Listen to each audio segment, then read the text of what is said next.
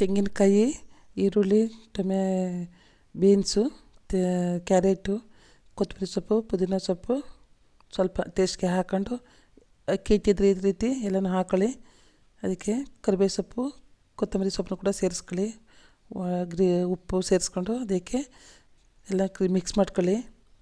ಕರಿಬೇವು ಸೊಪ್ಪನ್ನು ಹಾಕೊಳ್ಳಿ, ಚೆನ್ನಾಗಿ ಕರಿಬೇವು ಕೊತ್ತಂಬರಿ ಸೊಪ್ಪನ್ನು ಹಾಕೊಳ್ಳಿ. ಮಿಕ್ಸ್ ಮಾಡಿ ಈ ರೀತಿ ಪಡ್ಡು ಬಟ್ಲಿಗೆ ಎಣ್ಣೆ ಸವರಿ ಕ್ಲೀನಾಗಿ ಬಿಡಿ. ತುಂಬ ಚೆನ್ನಾಗಿರುತ್ತೆ. ಮತ್ತು ಮಕ್ಕಳಿಗೆಲ್ಲ ಹೆಲ್ತಿಯಾಗಿ ತಿನ್ನಿಸ್ಬೋದು. ತರಕಾರಿ ತಿನ್ನಲ್ವಲ್ಲ, ಈ ರೀತಿ ವೆಜಿಟೇಬಲ್ ಮಿಕ್ಸ್ ಮಾಡಿ ಈ ರೀತಿ ಬಿಟ್ಬಿಟ್ಟು ಎಲ್ಲನೂ ಚೆನ್ನಾಗಿ ಸ್ವಲ್ಪ ಏಲಕ್ಕಿ ಈ ಥರ ಬೇಯಿಸಿ ಎರಡು ಕಡೆ ನೋಡಿ ಸಾಫ್ಟಾಗಿ ಮೃದುವಾಗಿರುತ್ತೆ. ನೋಡಿ ಎಷ್ಟು ಚೆನ್ನಾಗಿದೆ. ಇದೇ ರೀತಿ ಮಾಡ್ಕೊತೀನಿ. ಮಕ್ಳಿಗೂ ಕೂಡ ಮಾಡಿ ಲಂಚ್ ಬಾಕ್ಸ್ಗೆಲ್ಲ ಹಾಕ್ಬೋದು.